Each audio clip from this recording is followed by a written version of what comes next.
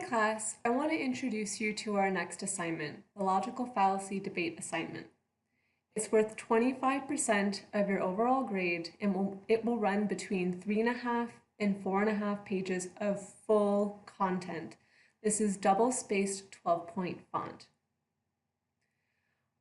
Over the course of our semester, we have been investigating, analyzing, building, and dismantling very big, meaty arguments. So I want you to be able to use our lecture material as models for what I expect you to do in the logical fallacy debate assignment.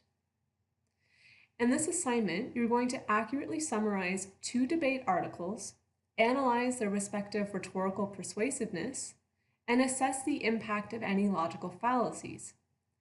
In the process, you will learn how to enter into important debates, assess the debate's major opposing viewpoints, and most importantly, provide solutions to fallacies. And this assignment is going to be the foundation for your final essay. To begin this assignment, I want you to turn to Blackboard under Assignments. Scroll down until you find the folder entitled Logical Fallacy Debate Assignment Readings. This is different from the final essay articles. Again, you want to find the logical fallacy debate assignment readings. In this folder, you're going to find a number of interesting and controversial topics. You are welcome to choose one topic from the list, or if you'd like, propose your own debate topic. So if you have any sort of burning questions, or if you're really interested in a current debate, I am more than happy to find the materials for you to work on it. So please, I do want you to consider potentially submitting a topic of your own. I'll go ahead and find the articles for you to work on. So this is your chance to start asking some of the big questions that you want to all semester long. So here's a brief look at some of the debate topics you can choose from already. Again, if you don't find that any of these topics tickle your fancy, please propose your own. I am more than happy to help you find the materials to complete your debate assignment on a topic of your choosing. Once you've decided on a topic, you're going to be writing 3 sets of paragraphs per debate side. So in the folder under your controversial debate topic, you're going to find articles that are going to articulate one or the for side or the opposition side for a given argument. Now, you'll notice that a lot of these articles are not the most sound. They're not the most logically argued. And I've done this on purpose because part of this assignment is going to ask you to identify logical fallacies and to assess them. So again, the articles for this particular assignment are not meant to be shining examples of the pinnacle of rhetoric. They are a little sloppier, and I've done that on purpose. Okay. So now that you've found your debate topic and you've read both of the articles listed under that particular topic, you're going to write one substantive paragraph that crafts an accurate summary of each of the debate articles in your chosen topic. So this means that in a paragraph between 7 and 9 sentences long, you are going to summarize the pro side, and in a separate paragraph, 7 to 9 sentences long, you're going to summarize the con side of the debate. In both of these summary paragraphs, you must include at least one paraphrase and at least one contextualized quotation. We've been working on this in class, but if you get stuck, feel free to see me in office hours or to send me an email, and I'm happy to clarify any of your questions. Okay. Remember that if you're citing from someone else's source, you need to provide citations. You are welcome to use MLA, which we've discussed in class, or a citation style of your choosing. However, whichever one you pick, be it MLA, APA, or Chicago, you need to cite it accurately. So when you use your paraphrase and your contextualized quotation, each are going to require some form of accurate citation. Okay. In your next set of paragraphs, which are going to run between 10 to 12 sentences long, you're going to analyze and assess the rhetorical strategies of each article. So here I want you to think back to the analysis presentation.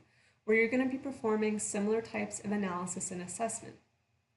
So I want you to be able to identify at least one rhetorical appeal, whether it's pathos, ethos, or logos, and figure out whether or not that particular appeal works for or against the author's larger thesis. So this is going to allow you to refine some of the skills you've built in your analysis presentation. For this set of paragraphs, you're going to be using the meal plan. This is not the case in your summary paragraphs, but because you're going to be providing me with a main point about the success of the rhetorical strategy in each of your debate articles, you need to provide me with evidence and analysis and a link. So here, please use the meal plan. In your third and final sets of paragraphs, I want you to find a logical fallacy in each of the articles. This is the most difficult aspect of this assignment, so it's probably going to be the biggest portion of your paper. So where the summary is short, between 7 and 9 sentences, and the analysis between 10 to 12, you want to think about maybe a full page, almost a full page for identifying the logical fallacy and performing what I'm going to call a damage assessment. So instead of just pointing out, say, a straw man argument or the black and white fallacy, I want you to show me how that fallacy works within the larger thesis of your authors. So perform a damage assessment. This means I want you to answer how detrimental the rhetorical fallacy is to the main argument. So for instance, does it invalidate the thesis entirely?